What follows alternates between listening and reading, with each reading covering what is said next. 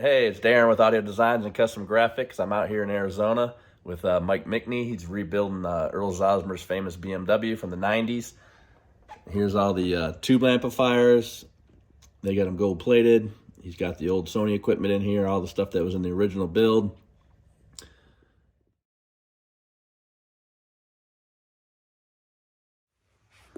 So he has a YouTube channel. I'll put a link below to his channel. You can check him out. But he's got some zebra wood in here. He sent it off to his father, and he drilled it out for him.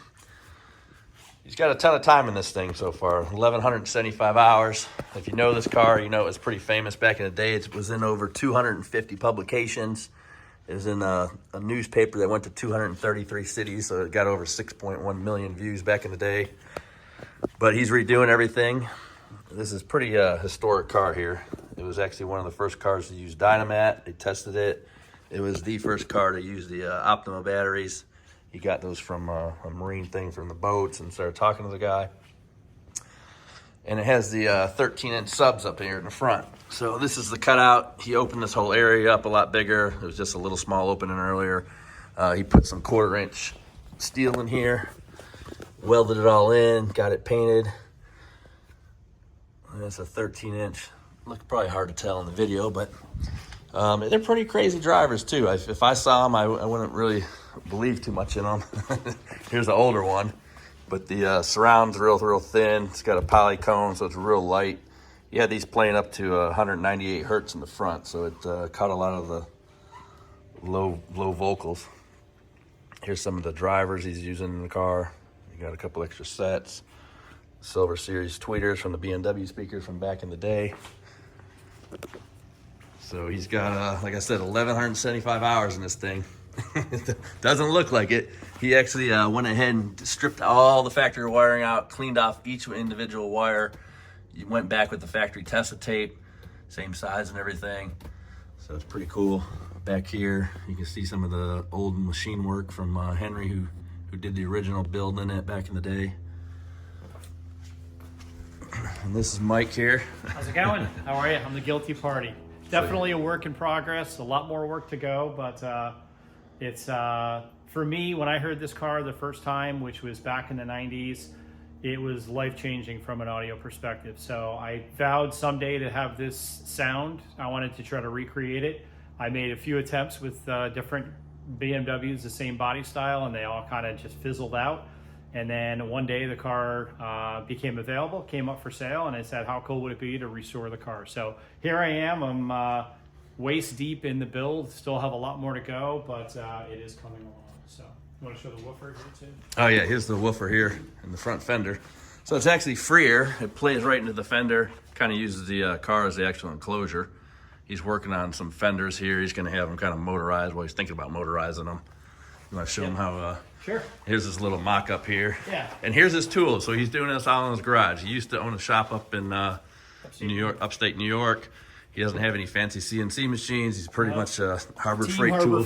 Harbor Freight. So this is kind of a mock-up of what, imagine this is the fender and this is the body of the car.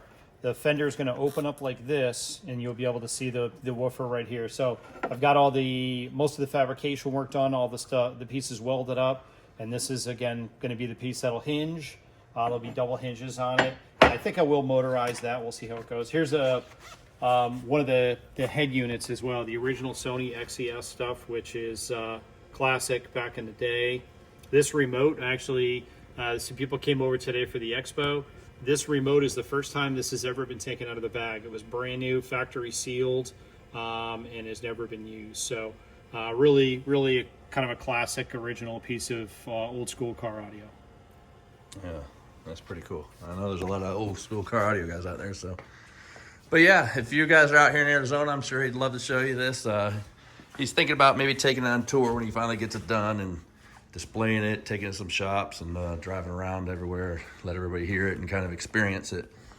It's one of the best sounding cars out there. He's got all the old school stuff here, all the magazines that was in. He's got the Time magazine, that one. Yeah, one of them's in the, which one is that?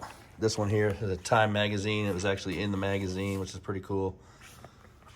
Here's his old school Iasca book. So he used to take this to the competitions and show the judges. pretty much just laid out everything he did. Yeah, even this graphic that was done probably in '94. So back then, that was tough to get that kind of stuff done back then. Yeah.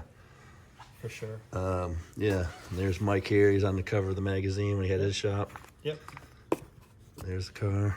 Here's all the pictures. I mean, he's got thousands of pictures. All the build, trunk version, first version. And that's all Earl stuff. That was the original from when Earl had the car.